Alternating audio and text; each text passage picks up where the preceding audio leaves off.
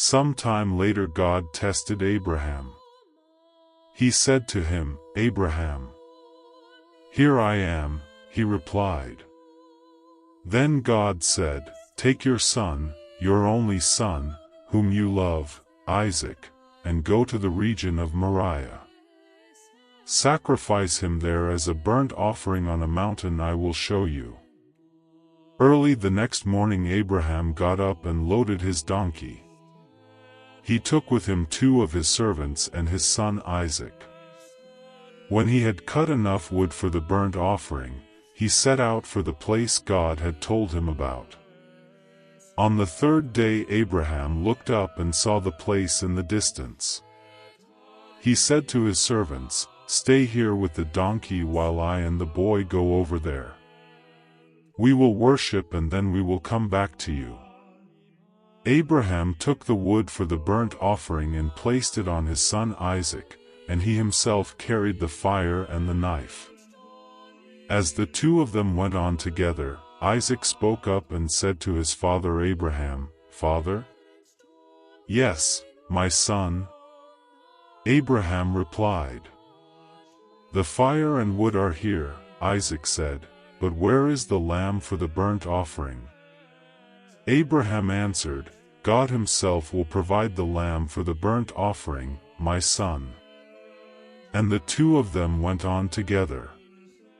When they reached the place God had told him about, Abraham built an altar there and arranged the wood on it. He bound his son Isaac and laid him on the altar, on top of the wood. Then he reached out his hand and took the knife to slay his son. But the angel of the Lord called out to him from heaven, "Abraham! Abraham!" "Here I am," he replied. "Do not lay a hand on the boy," he said. "Do not do anything to him. Now I know that you fear God, because you have not withheld from me your son, your only son." Abraham looked up and there in a thicket he saw a ram caught by its horns. He went over and took the ram and sacrificed it as a burnt offering instead of his son.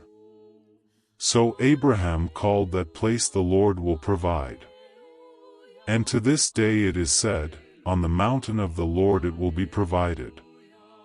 The angel of the Lord called to Abraham from heaven a second time and said, "I swear by myself, declares the Lord, that because you have done this and have not withheld your son, your only son, I will surely bless you and make your descendants as numerous as the stars in the sky and as the sand on the seashore.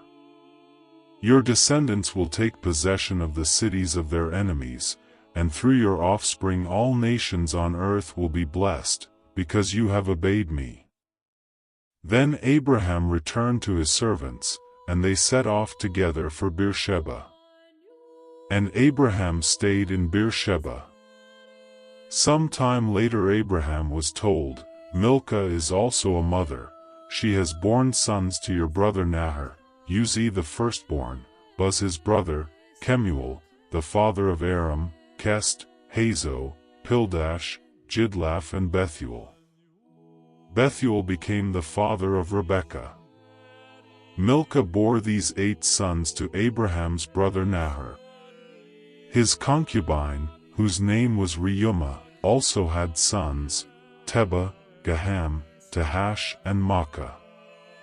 Sarah lived to be 127 years old.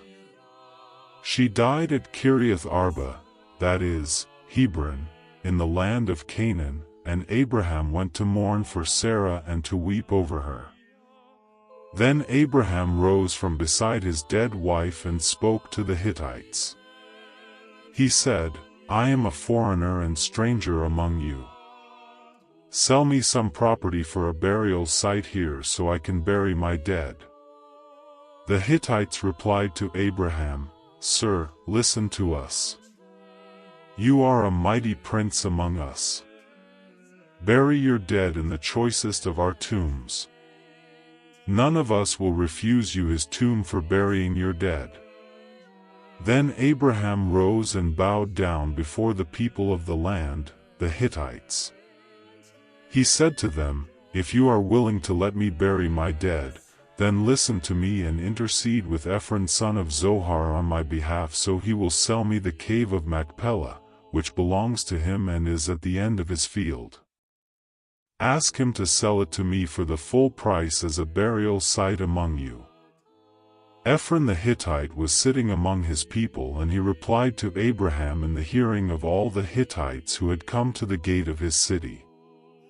"No, my lord," he said. "Listen to me, I give you the field, and I give you the cave that is in it. I give it to you in the presence of my people. Bury your dead."